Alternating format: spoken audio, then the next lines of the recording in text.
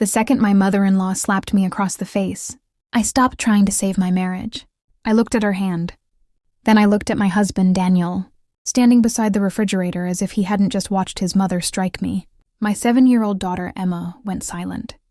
My 5-year-old son, Noah, covered his ears. The ceiling fan clicked overhead, and outside our Tennessee home, cicadas screamed through the summer heat.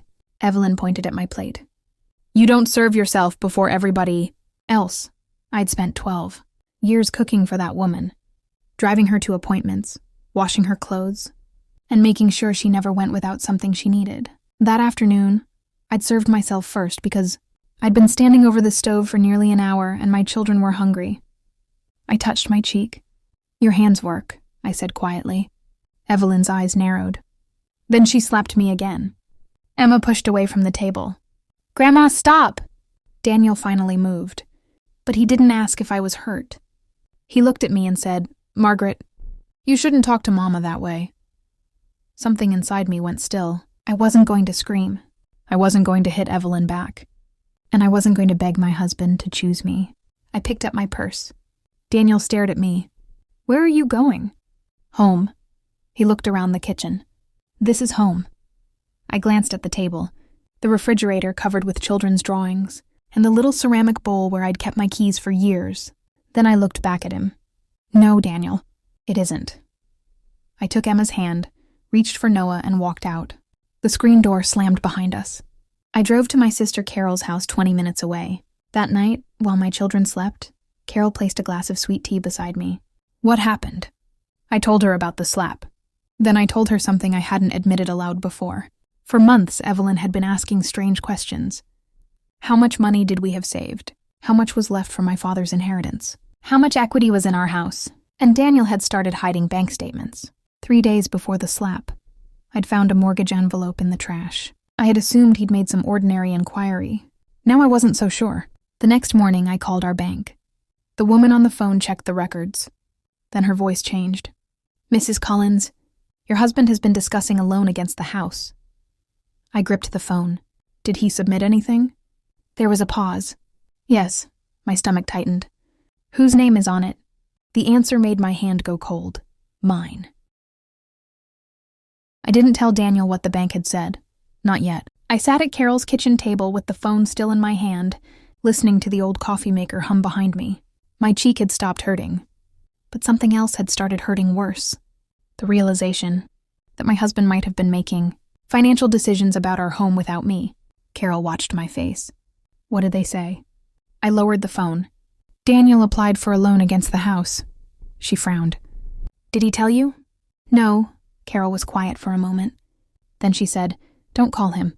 Find out what you can first." I knew she was right. I wasn't interested in revenge. I needed facts.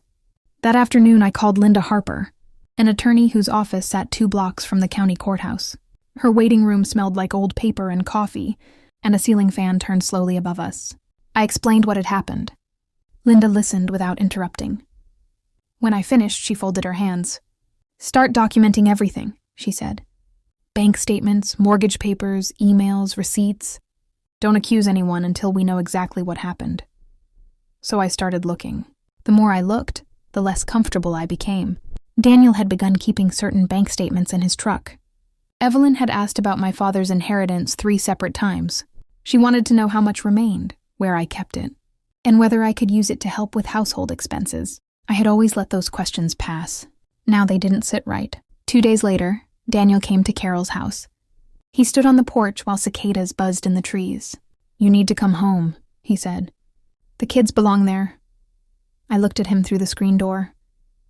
"I'm not bringing them back until I know what's happening." His jaw tightened. "Mama is upset. She hit me." He looked away. "You provoked her." I felt my fingers tighten around the door frame. "Did you apply for a loan against our house?" He didn't answer immediately. That pause told me more than any denial could have. Finally, he said, "It's just paperwork." "Paperwork with my name on it?" He stared at me. "We can talk about it later." "No," I said. "We can talk when you tell me the truth." He walked away without another word. The next morning, I returned to Linda's office with every document I had gathered. She opened the folder, studied the loan application, and stopped at the signature line. "Margaret," she said quietly, "this isn't your signature." Linda turned the loan application toward me and pointed to the signature beside my name. "You didn't sign this?" I shook my head. "Never." She studied me for a moment, then opened another folder. "Then we need to find out how your name got here." She showed me a copy of an old power of attorney document. I recognized it immediately. My father had signed it years earlier when he was sick, giving me authority over certain matters, but that document had expired after his death. Someone had attached a copy to the loan paperwork anyway. I stared at the page. "Why would anyone do that?" Linda answered carefully. "To make it appear you had given someone authority to act for you." My mouth went dry. She wasn't accusing Daniel yet, and neither was I. We didn't need accusations. We needed evidence. Linda asked me to gather every bank statement, mortgage notice, email, and receipt connected to our household finances. I spent the next several days working quietly. I made copies at the library and kept them in a folder at Carol's house. Then I found something worse. Several payments had been made from our joint account to an account I didn't recognize. Linda traced the account number. It was connected to Evelyn. I stared at the records. "How much?" Linda told me. I felt my stomach tighten. It wasn't one payment. There were several. Credit cards, personal bills, and other debts had apparently been paid using money Daniel and I had earned together. Suddenly, Evelyn's questions about my inheritance made sense. She hadn't been curious. She had been calculating. That evening, Daniel called. I answered from Carol's kitchen while rain tapped against the windows. "Your lawyer contacted the bank," he said. "Yes.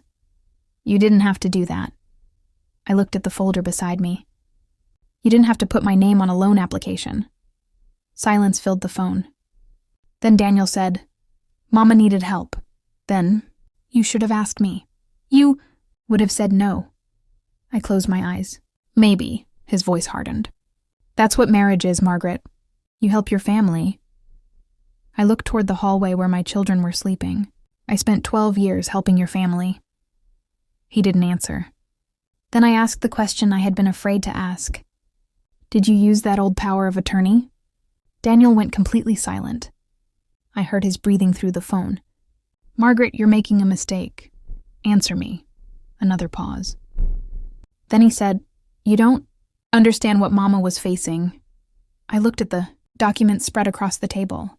"No," I said quietly. "I understand exactly what you were trying to do."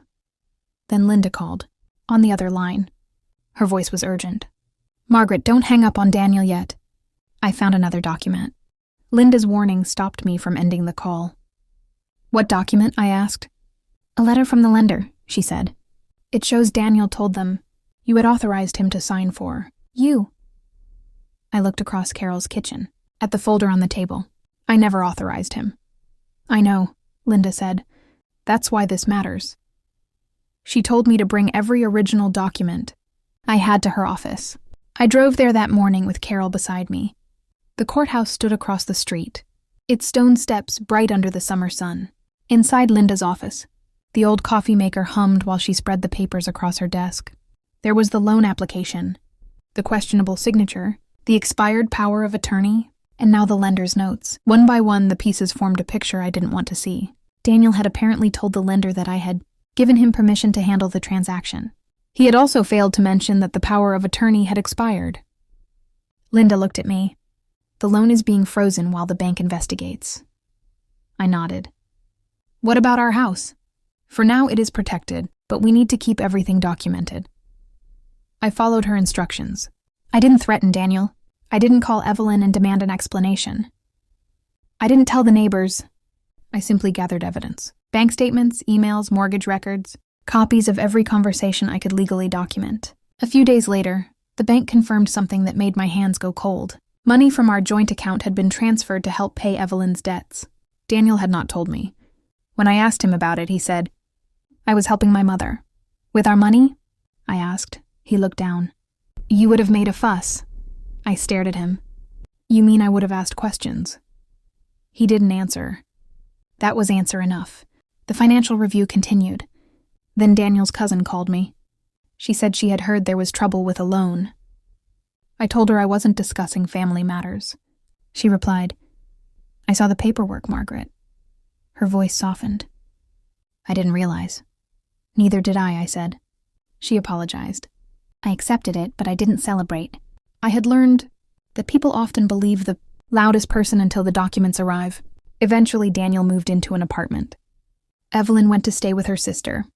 The marriage was heading toward separation, but I wasn't thinking about revenge. I was thinking about Emma and Noah. I wanted them to remember their mother as someone who stayed calm when everything around her became difficult. One evening, I returned to my house with the children.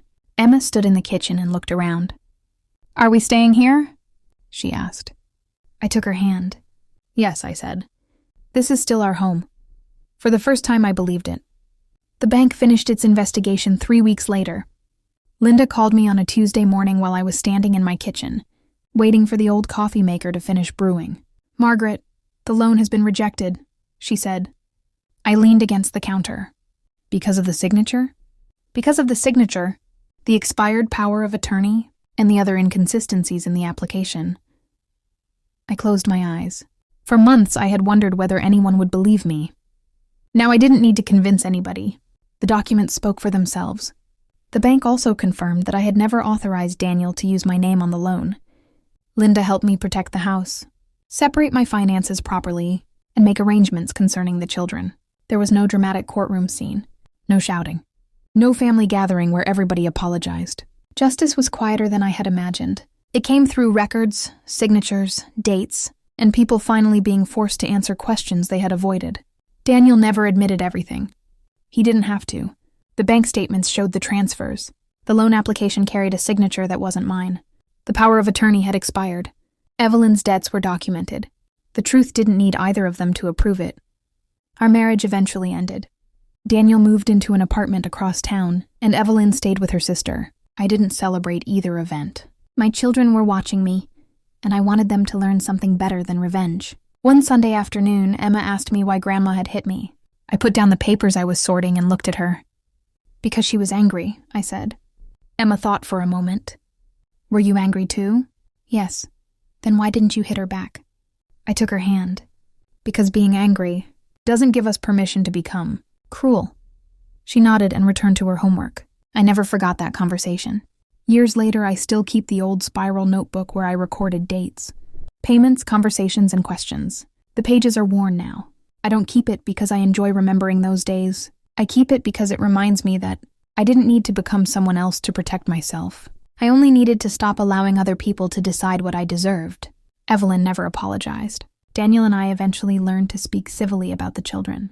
That's enough. I don't hate either of them. I simply don't give them the power they once had over my peace. Looking back, I understand something I couldn't see that afternoon. The slap wasn't what ended my marriage. It was the moment I finally stopped accepting disrespect as the price of keeping my family together. I walked away with my children, documented the truth, and let consequences follow.